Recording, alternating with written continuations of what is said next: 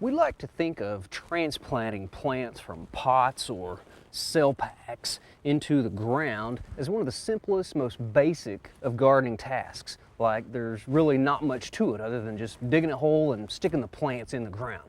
Well, there is a little bit more to it than that, and there are a few things that we can practice and do to ensure that our plants will perform the way we want them to. Now, there are some things we need to think about first, like bed preparation.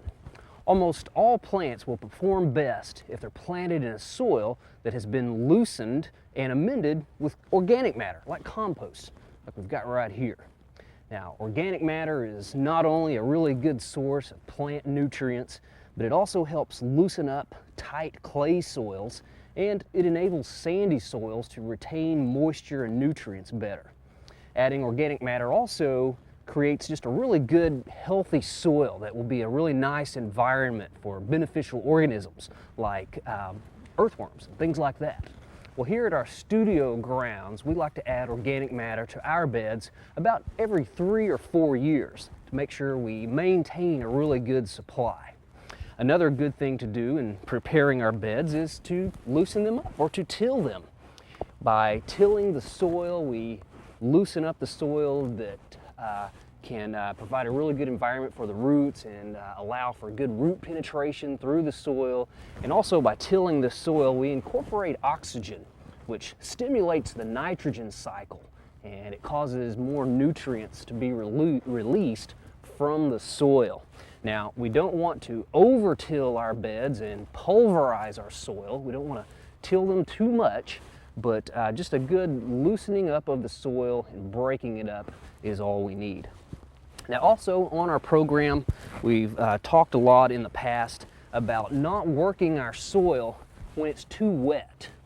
If a soil is worked up when it's too wet, we can ruin the structure of the soil. Now, right over here, I've got an example of what happens if soil is worked when it's too wet.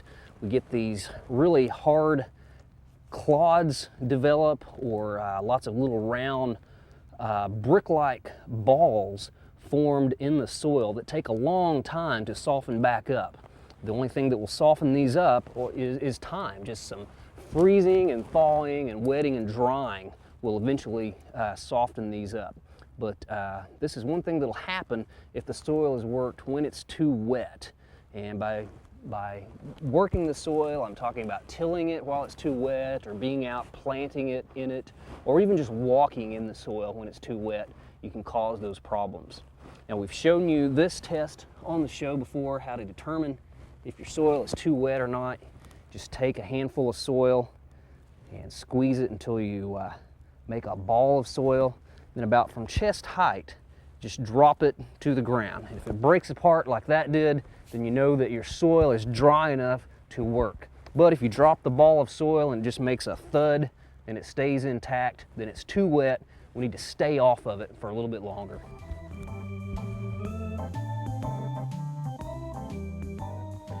When it comes to actually putting the plants in the ground, there are also a few things that we can do to make sure we have really good success with the plants. If the plants are dry while they're in the cell pack, it's important to go ahead and water those before we plant them. You can kind of see the dry soil right there. But even before the plants are planted, just go ahead and make sure those root balls are thoroughly wet. We don't want to put a dry plant in the ground because it'll be a lot harder to get that root ball to re-wet. When you take the plants out of the pots, it's important that we don't tug on the stem. Something that works best is just kind of turn them upside down and kind of push on the pot, just kind of gently tease the pot off the plant. Now you can see that this one is a little bit pot bound. We've got lots of roots here along the outside edge. It's important that we come in and kind of break those up a little bit. I'm just going to kind of scratch them up with my fingers here. Just get those really loosened up. And by doing this, it doesn't hurt the plant at all. We are able to get those roots out of that pattern that they're growing in. They're kind of growing in a square pattern shaped like the pot. and we just plant it like that, it'll take them longer to get out into the soil. So just kind of tease them loose, rough them up a little bit. Now the planting depth is also very important when it comes to the health of a lot of our plants. We don't want to plant them too shallowly, and we don't want to plant them too deeply. What I like to do is to get the top of the root ball about level with the surface of the soil, and just kind of work the soil in around the plant. We've got a orange flowering nasturtium here. Beautiful little annual plant. And then you can see that I cover the root ball slightly with the soil, but I don't pile a lot of soil up on the stem. Now it's important to cover that root ball because the peat moss based media that the plant is planted in is a lot different than the surrounding ground. So it's going to dry out a lot quicker if it's not covered up. So cover it up with soil, but make sure you don't pile a lot of soil up onto the stem. Now, if you pile the soil up onto the stem, we can have some stem rot organisms that come from the soil attack the plant. Things like rhizoctonia or botrytis and things like that. Some plants that are particularly sensitive to those organisms are periwinkles, some of the salvias, a lot of our herbs like basil, sometimes even dusty miller, petunias, and zinnias can have problems if the soil is piled up on the stem. But again, things like salvias, you definitely don't want to get a lot of soil in contact with those stems. We can have those rotting problems. Now, for some plants like tomatoes, it doesn't matter if a lot of soil gets up on the stem. In fact, we can take tomatoes and dig a little trench and even plant them on their side, even burying the stem. That's because they have a lot of little root initials. They'll sprout out lots of roots along that stem and even get better established. But for a lot of our herbs, plants in the mint family, and pretty much any plant that has silver foliage or is covered with tiny little hairs, you need to be careful and not get a lot of soil up on those stems. Well, once the plants are in the ground, I just kind of come in and like gently firm them into the soil. And gentle is the key word here. I've seen some people that will come in, just really pound that soil, even stand up and start stomping on it to firm those plants in the ground. And that's really harmful to the plant. You can damage those roots, and plus you create a really compacted soil that makes it hard for those plant roots to get out into the surrounding soil, and also makes it harder for oxygen and water to penetrate into that root zone. The way to settle the soil around the roots is to water it in. And it's a good idea when you're watering your plants to do this about 2 or 3 times. Let the water kind of drain away and come back and re-water the plants. But that's the proper way to settle the soil around the roots to keep them from drying out. It's a good idea to plant in the morning or a time of the day when it's cooler. Otherwise the plants can be hot. And when you plant them in the ground, don't wait too long before you water them in. When you disturb those roots and take them out of their pots, it kind of gives them a little bit of stress, so it's important to get the water on them pretty quick. Well, once your plants are in the ground and you have watered them in and you have temperatures where the soil has warmed up enough, a good thing to do is to apply a mulch around the plants. And for flower beds and vegetable gardens, I like using mulches that are organic and are quick to decompose, like the cocoa shell hulls we've got right here. These are made from the shells of chocolate beans, and they break down really fast. That way we can incorporate them into the soil this fall or next spring, and it's a good source of organic matter, and it builds up the soil really well.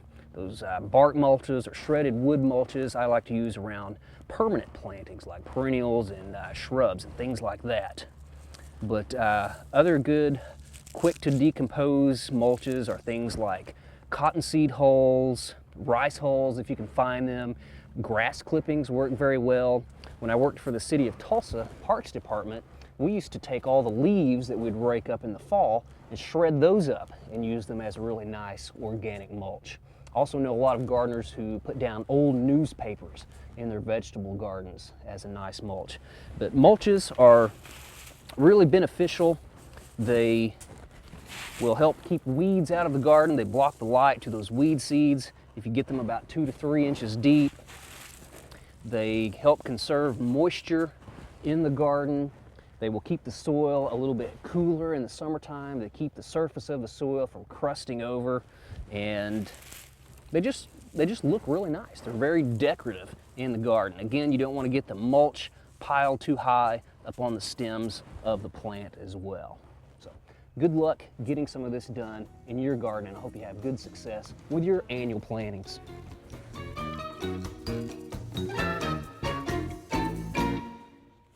Whenever we plant large masses of the same plant, like beds of begonias, petunias, or even fall mums, the plants look best if they're properly spaced. They'll also fill in a lot quicker.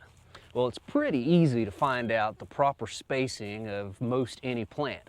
You can look it up in a book or somewhere online, or most of the time it's conveniently printed on the little label that comes with the plant. So I can read on here that these begonias need to be spaced 12 inches apart. Well, when we space these 12 inches apart, we want an equal distance between all the plants so they'll all fill in together at about the same time. So we want a grid that is going to be similar to the board of a Chinese checkers game. Now you can see all these little slots or holes where the marbles go are exactly the same distance apart from each other. So you can take any one of these, and all of the holes surrounding it are exactly the same distance from the center of the hole to the center of the hole. You also know that they're equally spaced because they're straight lines almost everywhere you look. So that's what we want to create on the ground right here. Well, I've got a piece of string stretched out across the bed here, and I've drawn a line in the soil, and I've rigged up this planting marker. I've got 2 4-foot pieces of rebar, I've got 2 yardsticks, and I've got these little spring clamps to hold it in place, and I've got them set 12 inches apart at the bottom and up here at the top. So all we have to do is to go down this line and just make little divots. Just keep moving over, putting the rebar in the previous hole. Just make little divots. That way we can line out where we need to plant our plants, and they're exactly 12 inches apart going down this line. Well, to get the next row, you would think all we'd have to do is to bring our planting marker, set it 12 inches, and draw another line using the old line here as a guide, and it'll be exactly 12 inches from here to here. Well, then we can again do the little divots and just come straight over, make the little divots again, and go down the line like that. And you would think those would be 12 inches apart. But we get out our ruler and we look, like these 2 divots are a foot apart, but from here to here, we're way off. And you can see they're several inches away. So it's not like our Chinese checkers board. It's not an equal distance. It won't be an equal distance between all plants. So then you might think, well, what if we spaced it a little differently, and instead of coming straight across like this to make the divots, what if we came over 6 inches and started the divots staggered, or in the gap, as we would say when we're planting these. So we'll make some divots there. And then, if we check with our ruler, again, that was 12 inches from there to there, but if we swing around, see, we're still off. I mean, even though this is 12 inches apart, even in the gap, it's still a little bit off. So what we need to do is find out the distance about right in this area where 12 inches would be exactly from plant to plant. And to do this, we need to use a principle of trigonometry and create a grid made up of a series of equilateral triangles. Now to do this, we just take one number, 0.866, and multiply this times our 12-inch spacing. That gives us a number of 10.39, or a little bit less than 10.5 inches. So that's how far apart our rows need to be.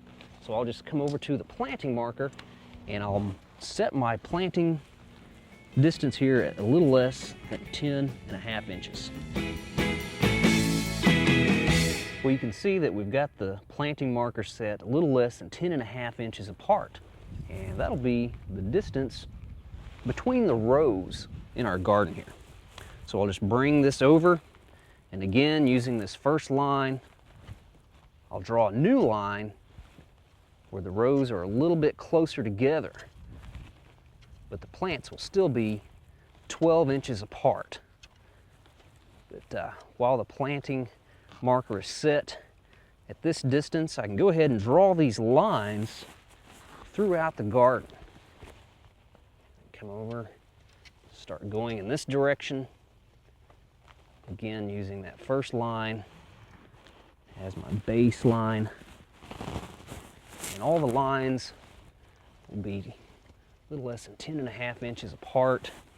We'll then come back, we'll move our planting marker back to 12 inches, and we'll make the divots again every 12 inches. We'll plant in the gap, and when we do that, all of the plants will be exactly 12 inches apart, or equal distance from each other, just like our Chinese checkers board. And we'll plant the begonias in these spots. They'll be the same distance from each other. They'll fill in all the same time, and we'll have a really sharp looking bed with those massive plants.